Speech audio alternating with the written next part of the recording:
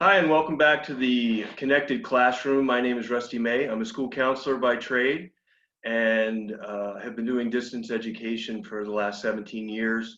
We created this show at the beginning, to help teachers and students connect more effectively in the virtual classroom. And with the upcoming semester kind of getting closer and closer all the time, we've started to move the show a little bit in a different direction. And today I wanted to talk about kind of the reality of the show. I'm going to share my screen with you, kind of what the show is all about and what we stand for, and also some of the questions that we're going to talk about here today. And the first thing that I want to mention to you is the ideas that are being passed around out there, a lot of different ideas about how the schools are going to get started, how they're going to get going again, some of the different versions that are out there. And my guest today, Rich Wilson, is going to talk a little bit about what he's hearing and so forth. So we really don't at this point know exactly what's going to happen, but we're also hearing a lot from other sources about what's going to happen. And there was a meeting at the White House yesterday, and I thought it was really interesting as we began to look at this and to think about this, that the reality of the mental health problems associated with children not being able to be in school and missing their friends, and the children with disabilities had limited access to technology, that it is really, really important that we start to think about these things. But my questions today, and what I'm going to talk to Rich a lot about, is the idea of, will we be able to provide this given all the constraints that they're putting on us? I'd also like to encourage you, if you see on the screen, I'm going to share this link really quick. This is an ongoing I'm going to copy the link, but this is an ongoing at change.org, which is a petition asking the Secretary of Education to allow teachers to be involved, or to include teachers in the conversation. And I would encourage everyone that's visiting with us today to try and join that link if you can, to talk about the idea of what it really means for the teachers that are on the front lines and what this is going to all be about. It's really important that we realize the constraints that this situation is putting not only on kids, but also on their parents. But I think we have to come together as a community to solve this problem, and to think of it in much greater detail than we previously have. I think a lot of people are sitting around waiting for the powers that be, whoever that might be, to tell us what the situation is going to be. But I think it's really important that as educators and as frontline individuals in this crisis, that we have our voices heard as well. What our show is really focused on is the reality is that teachers and educational staff have to feel safe and empowered in order to do their job effectively. And that the social emotional well-being of our students is paramount, connection before content. And finally, that this has to be a community-wide effort. This has to be a community-wide effort in order for us to make any sense out of it whatsoever. And so what we need to do in order to make that happen, I think I shared Rich's screen for some reason. I don't know how that happened, but we can try to slide back, exit full screen, see if we can get out of this real quick. Let's cancel the screen. So we want to come back to what we were just talking about here. We got onto Rich's screen somehow. But I think it's important to remember, there's a quote here from Nietzsche that reminded me of something that's important about the idea of anyone who fights a monster should be aware of the fact that in the process that they don't become monsters as well. If we gaze long enough into an abyss, the abyss gazes back into us. This is a very serious situation. This is a very important time for all of us. And we'll talk a little bit more about what some of all that means as we move forward. But I want to welcome in Rich Wilson. He's a 5th grade teacher at Falcon Ridge Elementary School in Minnesota. Rich, thanks for being with us today. Hey, great to be here, guys. Thanks for having me.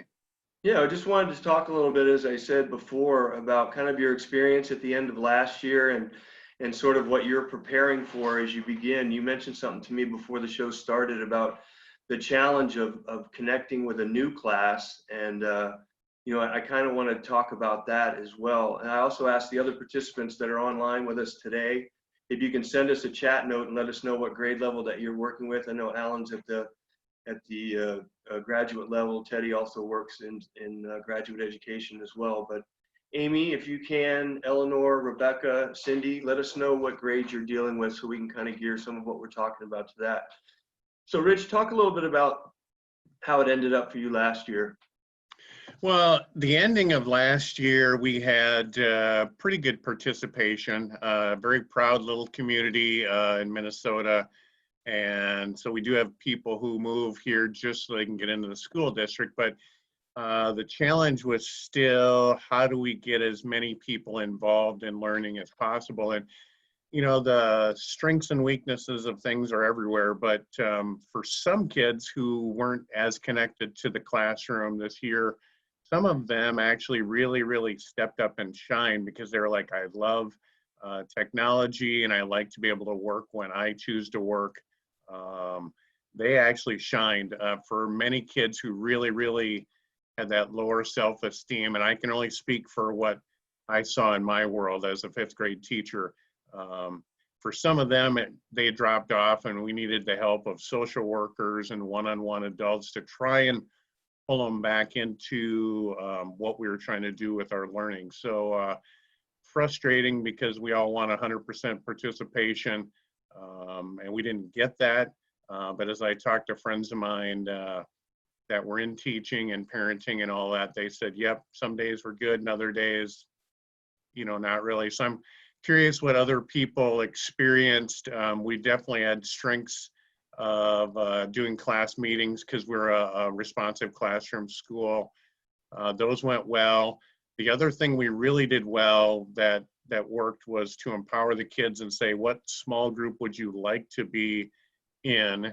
And the criteria we gave them was what days won't work, what times won't work, because we were trying to honor the parents with what they needed for computer time and home time. And so we came up with small group instruction with my teaching partner and I, and that really gave the kids a chance to connect small group. Many of our kids won't talk big group. They'll just sit there silently. But once we made it groups of 5 or 6, they really felt comfortable, at least my perception was. So that's just a little bit, but like you and many of your people watching, we all have stories on, yep, this went well, wow, that computer broke on me last minute. And so we all have many stories to share that are pretty good humor, I'm sure. Well, I think it's really interesting that you mentioned that because we've been doing the show for the last 3 months and a number of people have come on and it really became apparent. I talked about that with that Nietzsche quote and thinking about the monster because there's so many of us are worried about the kids who aren't showing up or the kids who are not participating, but there were a lot of kids that really did shine in this environment. And it's interesting to me that the superintendents and at the state level, we're talking about smaller classrooms, we're talking about fewer, kids going back. What if we give the kids an option that they don't have to? There are many kids, and especially in high schools and middle schools, who are just absolutely fed up with the social part of school. They don't feel like they fit in. They don't understand the popularity challenges or being around kids. And I don't know why we're not hearing that, because I would say on average from the show's responses, there's a good 25 to 30% of kids who really do shine in this environment. And I wonder why that's not part of the conversation. Yeah, and as I talk to other people in business and things, they're like, yep, I'm very comfortable with where I'm at. So, I mean, long term, we're looking at rechanging how public education does business, and then also the size of the school. If we have a third of the kids who are doing distance learning, do you have to have a school that big anymore? So I don't know. Well, I think that's when we start getting into some of these additional issues that are coming up, because like I said, the idea of getting kids back into that, so the kids that want to, I've got a 5-year-old and a 4-year-old, and I can already tell right now, my wife and I both talk about it quite a bit, that you can tell the difference. They're starting to just kind of they're fed up with the fact that they can't be with other kids, that they can't be around other young people. Now, obviously, I think they like us, which is fine, but at some point, you're going to just get fed up. We recently hired a tutor for 2 hours a day. It's a 17-year-old young lady who comes in every day during the week, and they're absolutely over the moon about that, just to have some additional in-person kind of contact. But the challenges that we face, and when I go back, and I'm going to share my screen again and read something that they were talking about at the White House yesterday, when they start talking about the idea of, that we need to, let's see if I can find that they're missing all of these things, and they're missing the joy of recess and the joy of play. And they're talking about the kids getting together and being able to do that as part of their mental health. We're not going to be able to, as far as I can tell, there's nobody out there saying that recess is going to be available, that gym class is going to be available. And my question to you is, even these kids who want to come back and who are desperate for that interaction, are these somewhat draconian measures that are going to need to happen in order for kids to come back into the school? Is that going to be even more damaging to the kids, do you think? Well, yeah, and I did some time with the military. If it's okay, I birdwalk a little bit, but we were told that as you go to a combat zone the first time, there's an excitement level of, wow, we've never done this. Well, guess what? We have done distance learning once, and as you go into combat a second time, then you really have to worry about people's mental health and how standoffish they are. And so the kids are a concern for me of standoffishness, and the parents are probably twice that amount, because I really feel like they're like, wow, we survived it once. So I'm more worried about the mental health of my parents for next year than the kids. But with the kids, I wanted to break that just standoffishness immediately. And so I thought, well, let's add some mindful movement or some even just simple calisthenics right away in the morning to just say, you're here, welcome. Let's do something to get your blood flowing a little bit. Obviously, I'll need to ponder how to do that safely.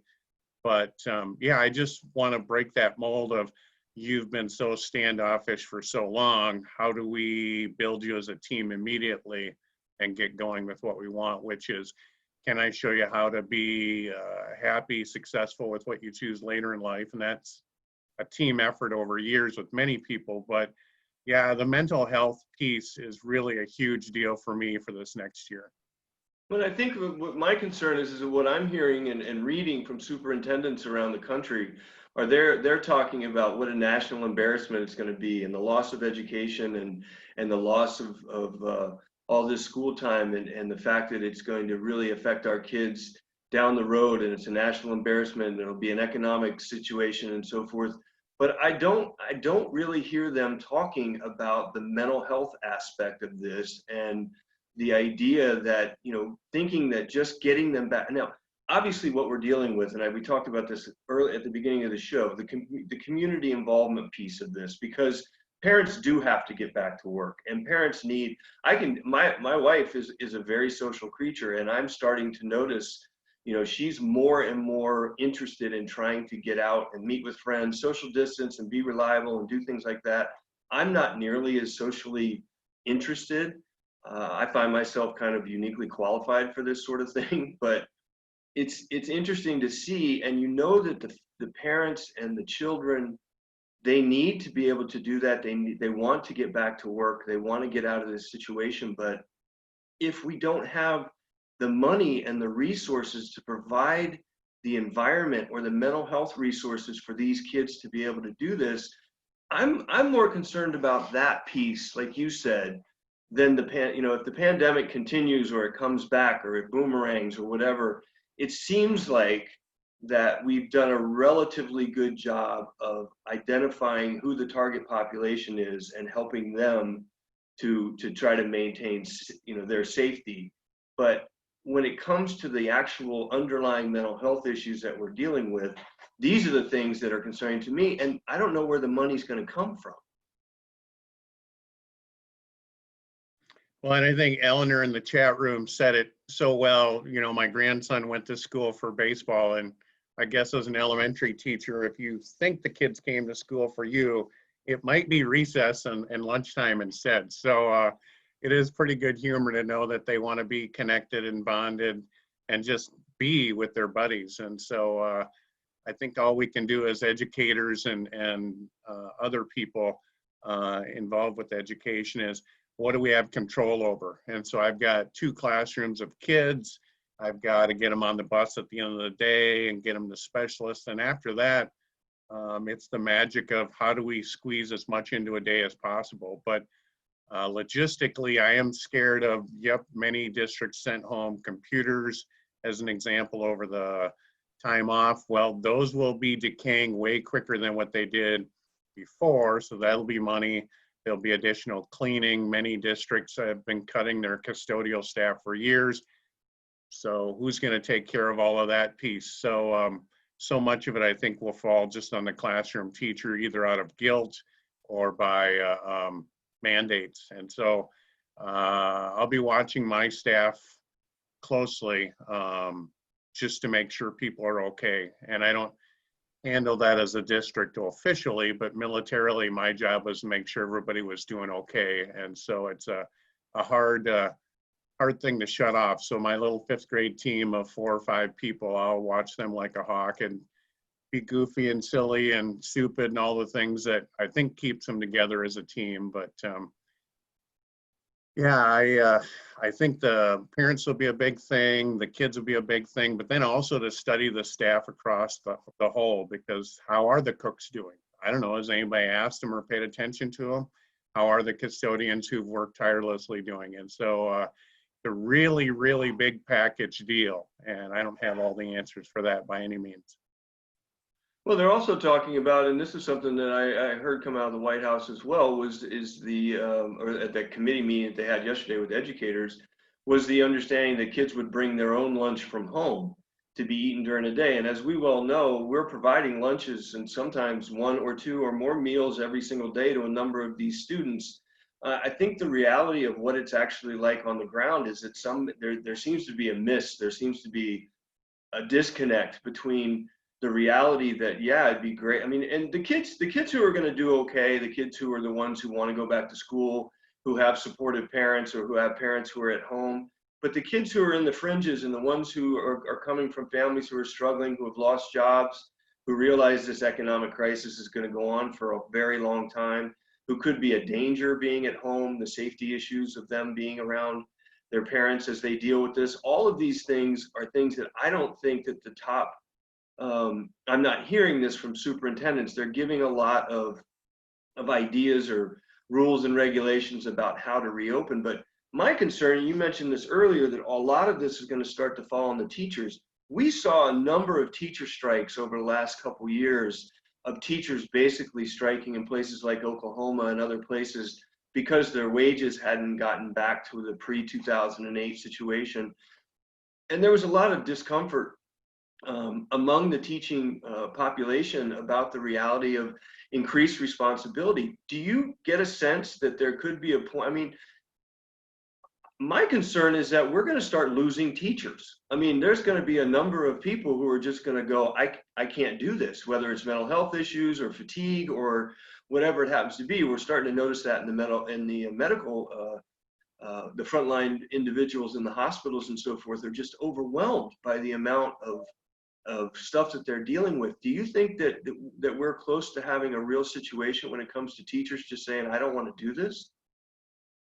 Yeah, I talked with a primary school teacher, and he's bounced between kindergarten and 1st grade, and he's probably 7 years in, but he looked me point blank in the eye and said, if I have to do this distance learning for another whole year, I don't know if I can take it. And as far as somebody who emotionally is rock solid, he's there. And so to have somebody of that caliber and youth say that does scare me. So I don't think it'll be this year, but within a 2 to 3 year window, we might be looking at people going, why wouldn't I do something else? Because the sheer gravity and stress of it will eat people up. So.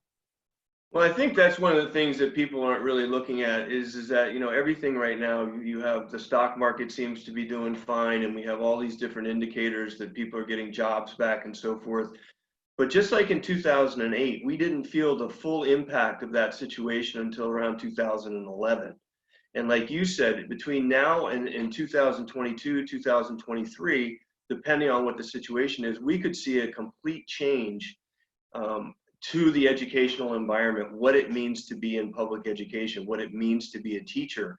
And the ideas of those kinds of things are things that I like to jump into on the show. And I know Learning Revolution in the next few weeks is going to start launching some more programming really aimed at that idea about what can we do. If you think about the educational environment was created in the early 19th century as the beginning of public education started to unroll, at least in our country and in other places as well. This can be an incredible opportunity to see some changes. And that's, again, going back to the quote at the beginning of the show, if you're looking for monsters, you're going to find them, right? So we see all this stuff happening, but from your crystal ball, what do you see as some of the positives? We just talked about those kids who are doing well. What else can we do to really try to make this more palatable as we go through the next year or two? Well, and that's where it gets exciting. And if anybody who's listening has ever done a classroom play, by the end of the play, you're sitting there going, what was I thinking? Oh my gosh. And you've got all these proud parents and grandparents afterwards, but you've pulled your hair out, and Rusty and I can attest that we've done a couple of plays, or just we have good looking haircuts. But to get back to it, every year, at least for me, is a brand new, holy cow, I'm going to get it right year. And I've never gotten it right yet. But yeah, so I mean, there'll be new challenges that we face. And so if you've gotten stale with your teaching, this might be a wonderful moment where you're like, I'm still a teacher, but what do I do to make this work? And so with that mindset, we have to do different things so that we can help the kids become who they should be. So I think from a teaching point of view, it will reinvent many, many people who needed to be reinvented. And then from a parent's point of view, if they're opportunist, like one of my parents, he wasn't able to connect with his son.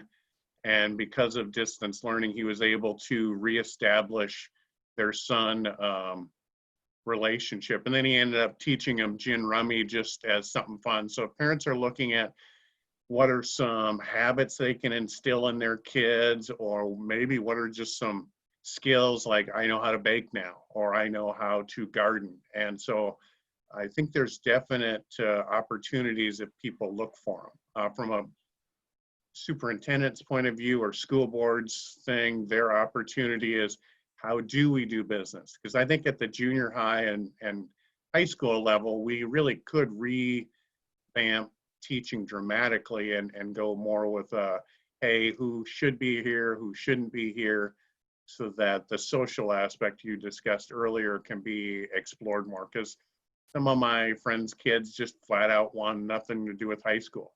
They didn't feel connected. They didn't feel a part of it. So for them to be building an online group like this, for them, it was much better comfort zone. So I don't know if I hit any of what you just asked me for, but I know I talked for a few seconds. I should probably stop now. No, I appreciate everything you're saying. And Alan, thank you for your comment. I agree with you 100%. I think that the challenges that we're facing are really highlighting the inequity that we have in education. And that's another big concern of mine as well, because if you have a family that has either a stay-at-home parent or parents that can work from home, you have a situation where you have the technical expertise and the technical access that you need to do this. These kids will have a choice as whether or not they go home. But the kids who are coming to school I guarantee you, are going to be, for the most part, the ones who are facing challenges at home, or parents that need to go back to work. They have a learning disability. They have some problem that's going on. The distance learning thing isn't working for them. And those inequities are becoming highlighted. So Alan, I would ask you, and if you want to jump into the conversation, from your perspective, what are some things that we can start thinking about, or start promoting, or start talking about in education, that we can really do this? Because I'll offer from the beginning. Alan, raise your hand if you want to jump in. I'd be happy to hear your point of view. But for me, for example, I wouldn't even think about curriculum this year. The majority of states have already decided that they're not going to do high stakes testing. I think Texas has, but everybody else has basically said they're not going to test this year. I would be working on things like social skills. I'd be working on things like getting along with others and some of these other areas like that, teaching basic skills to help kids do that, and thinking about some other areas that we can do that. Alan, do you have any, do you mind, let's see if you got it here. Yeah, go ahead, Alan.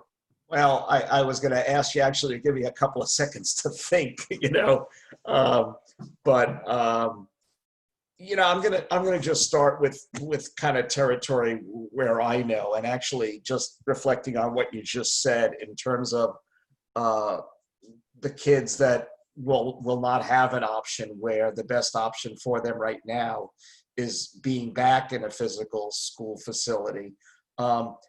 My personal concern, and this will relate to those families as well, and then disproportionately put the pressure on those families. My personal question to the early childhood community is that if we know already right now that the virus can be transmitted from asymptomatic people to other people, and there's just so much testing you can do of children coming into a care facility, and the same obviously would apply for a school as well. My major concern is those children that come home, and again, disproportionately maybe in homes where there are multiple generations of people living, where the risk of that child going to school, contracting the virus from another child that was asymptomatic, or a parent that was asymptomatic, bringing it home to their families. So, you know, my starting place is always from the health perspective is, you know, and I think when I heard the response yesterday to, you know, the president's, you know, we must open schools, you know, the really reasoned response that I heard in Maryland immediately was, you know, number one, first, we need to look at health. We need to look at safety before we're saying who must do what. And we need to look at the impact of the disease. So to me, that's one of the areas, obviously, where it highlights the inequities. But I think in general,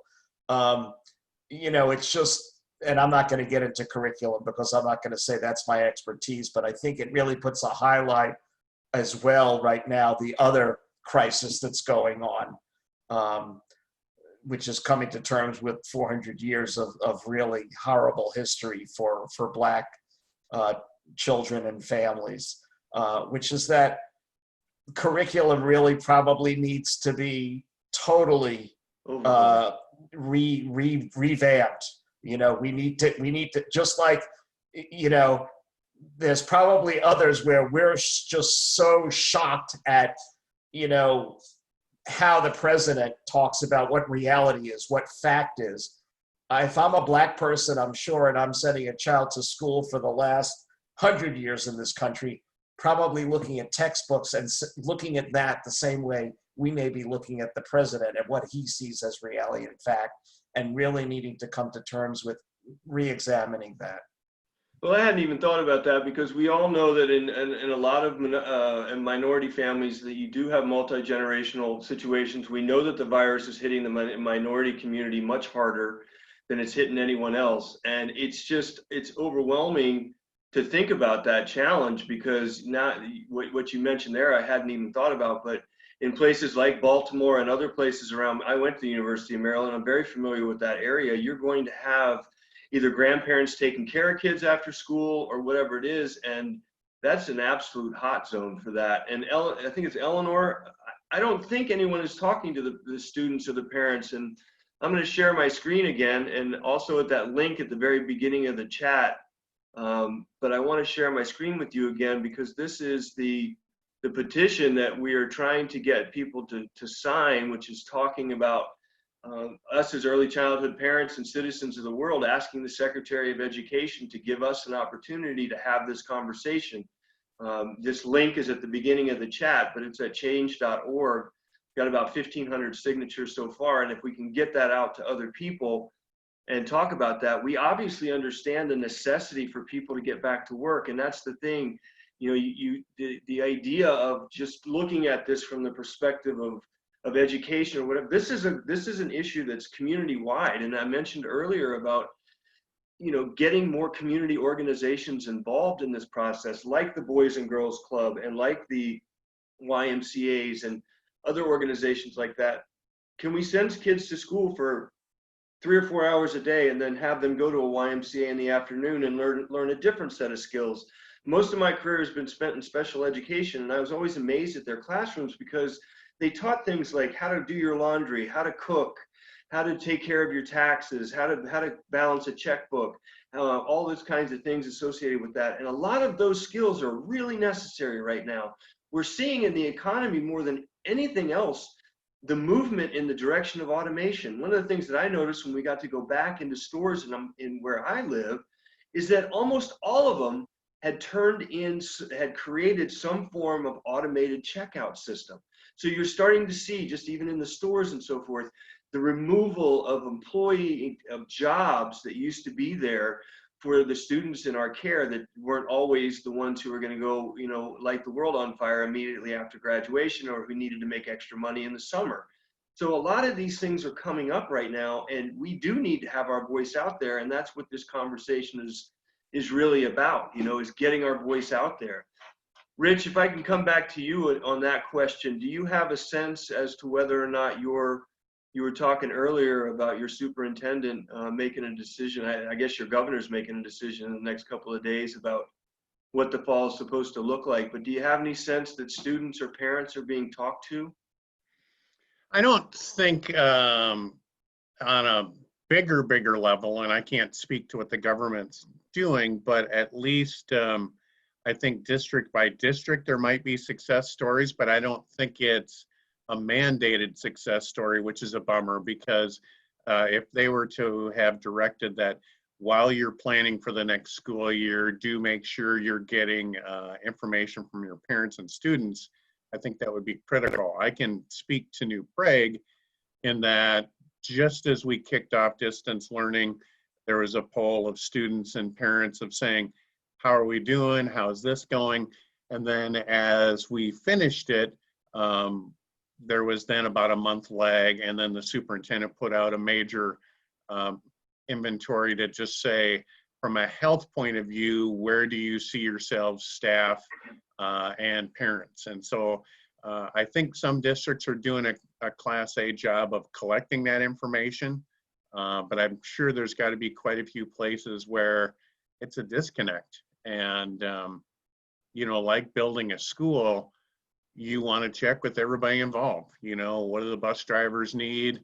Which, wow, speaking of this whole position, I can't even fathom how we're busing kids safely to schools. But yeah, we really should collect, like you said, information from people and value it, because we've all been inventoried or asked questions that we knew were never going to be used. But if it's truly being valued, I think that's a pretty great thing. But many times as a bigger organization, we need to mandate that to ensure that it's being done across the board. And I don't think the mandate, like you said, is really being pushed or looked at by many.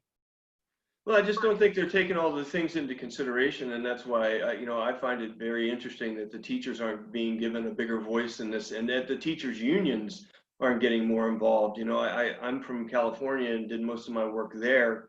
The teachers' union is very strong in that state, and I'm just surprised. And maybe they're more vocal than I'm hearing about. But all I'm hearing right now is that there's a lot of, and I think it's happening to parents, and I think it's happening to teachers. And at some level, administrators, everyone's sort of taking a step back and saying, okay, somebody's going to solve this problem. And I don't think anybody is. And I think once we get into the first couple weeks of school, there's going to be some significant issues that arise. Teddy G, I don't know if you're available. I know you're at work today, but I'm wondering what this visa situation for foreign students, as to whether or not they can go back into if they can study remotely, if they go to online and they'd be required to go back home, is there any, what's the feeling like in the higher education community regarding that issue? Are you available?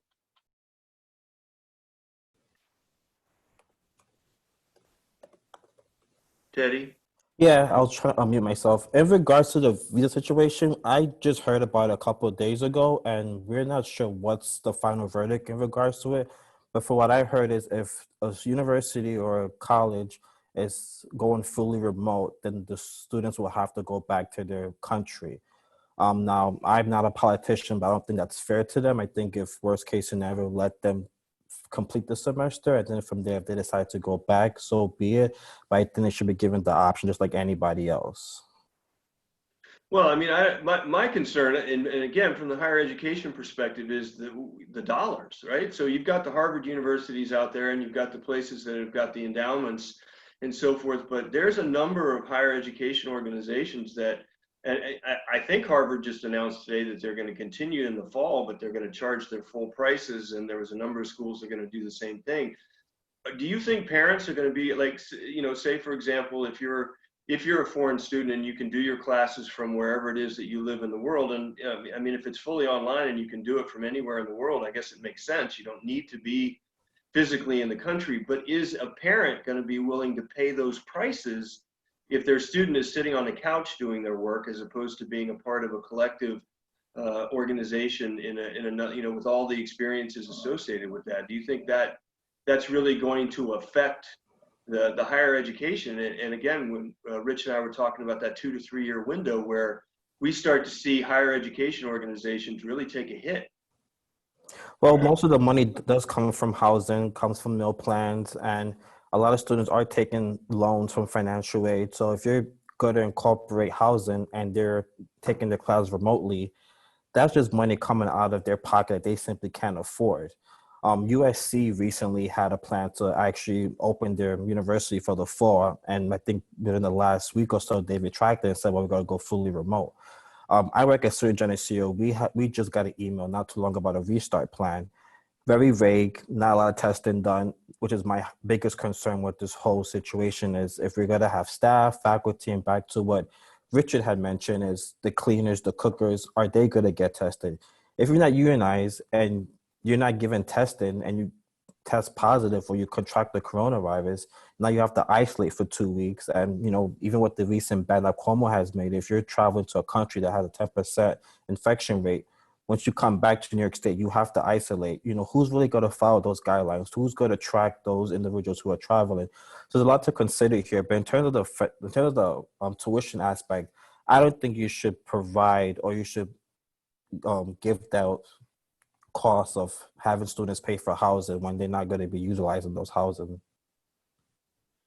All right, Teddy, thank you very much. Yeah, you guys are bringing up some good points. And again, for everyone that's joining us, I appreciate it. We were talking today about some of the challenges going forward. We have more information coming out every day about the virus. It seems that the WHO is considering the possibility that it is airborne in indoor environments, which is going to make it even more challenging because if you've got kids inside, and even if they have a mask on, one of the ways that the virus enters is through the eyes. And so if we're doing that, but my main concern has been, and I think this is through the K-16, K-20 environment, is the mental health of the children and of the parents. And as Teddy G mentioned earlier about the fact that once people start getting sick, I know in California, for example, our ability to get substitute teachers is almost impossible on a regular basis during a good school year or a regular school year because of the fact we just don't have that many people invested in.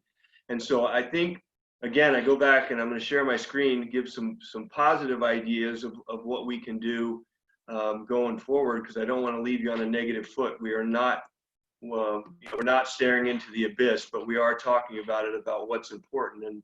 And based on these things, the hierarchy of needs of schools and some of the things that you can do, if you're interested in this PowerPoint, please, I'll be happy to send you a PDF of it and you can take a look at it as well. But I think it's absolutely critical right now that we as schools, as frontline providers for people who aren't sick yet, that we begin the conversation of how we not only take care of ourselves, but the children in our care and also their parents. We need to start conversations. We need to continue to have more and more conversations around the ways that we can interact with each other as a community, because we're all in this together. We can't look at parents and say, oh, I can't believe you're doing that, or look at teachers and say, I can't believe you're doing that. None of that's going to work right now. What we need is a conscious, open dialogue. And for any of you that have any, this chat is going really great. We've got some good ideas. You can join the Connected Classroom on the Learning Revolution website. We're going to be doing more stuff in the next few weeks to try and find ways to create these kinds of conversations. But there's some ideas here about ways to support your kids. You know, obviously supporting students, and I know Rich is an expert at doing that in the concrete classroom and is now working really on some other ways that he can do that now that he's got a new group of kids in. And Rich, I'd like you to come back if you can and talk to us a little bit. Do you have, I know you talked about some exercise routines at the beginning of classes, but how are you in your own mind thinking about, how am I going to connect with this new class of 5th graders? Because last year you were able to be with them for 8.5 months before this happened. So what in your mind is going to be the kinds of things that you'll be doing to connect? Yeah, and that's a really big deal because with human nature, we all want to feel like we're a part of something and that people care about us.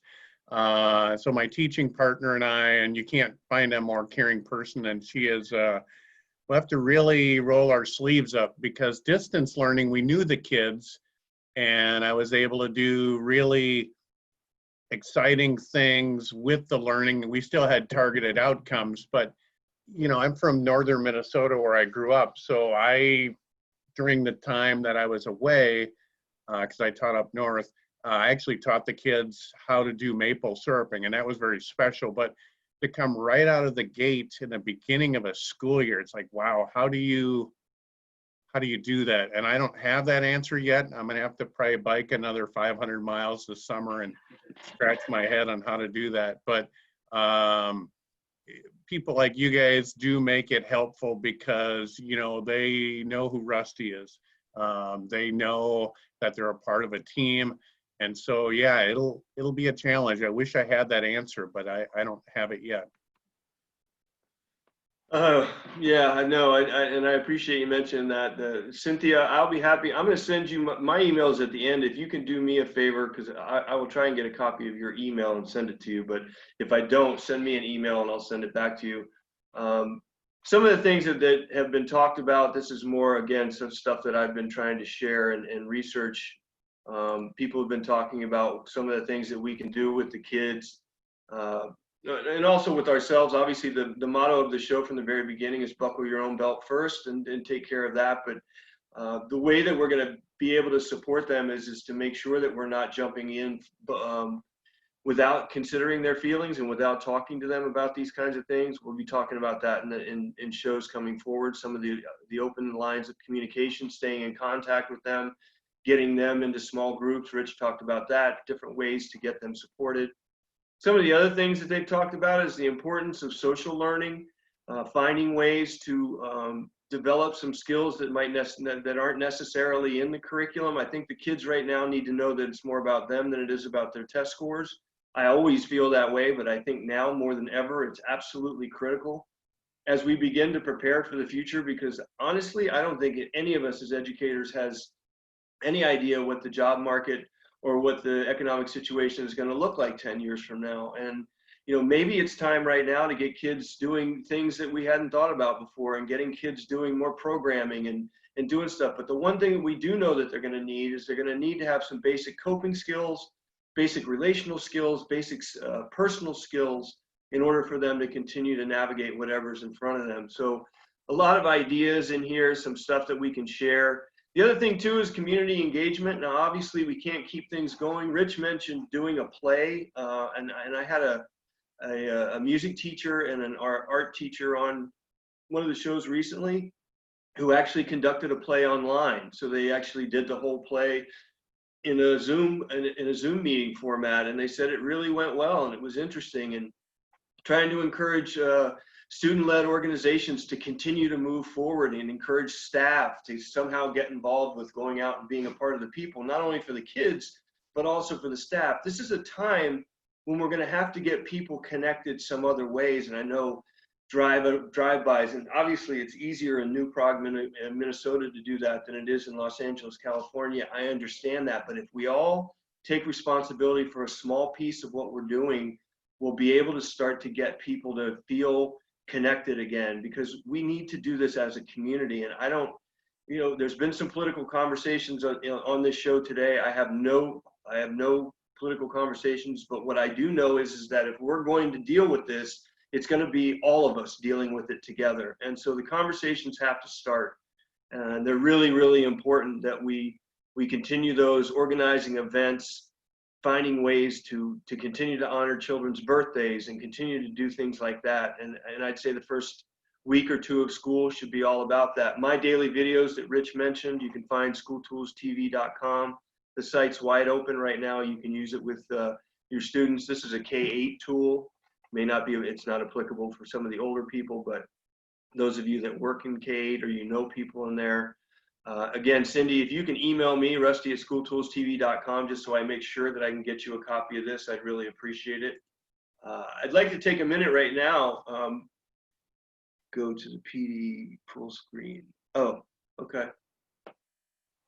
Did you get the PowerPoint? Okay, the PowerPoints. All right, I will keep a copy of this at the end of the meeting and send you guys the PowerPoints, and I'll do that for sure. I'd like to open up the mics right now to anybody that has comments about what we've been talking about. How has it been going for you so far? Some positives that you're seeing. Tell us a little bit about your situation. So please raise your hand.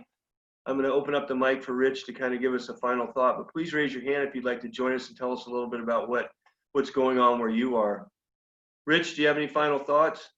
No, I value and appreciate what everybody here does, because we all have our own lens, and without you guys taking such an active part, people like me couldn't do their job. So I do thank you one and all for what you do. So hang in there.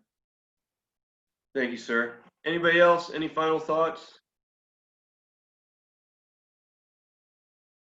Well, thanks for being here. Again, we will be here every Wednesday at the same time.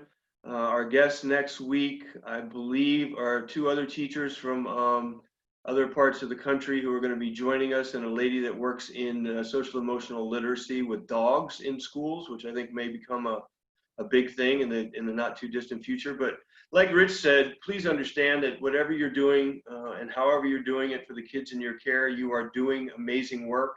You are going to become the front lines starting in the fall. We realize that now in the fight to not only protect the education of our children, but also in the fight to control this outbreak and to continue to do what we can do. So if you have any ways of spreading the word, please let people know. We need to keep these conversations going. Thank you for everything you're doing.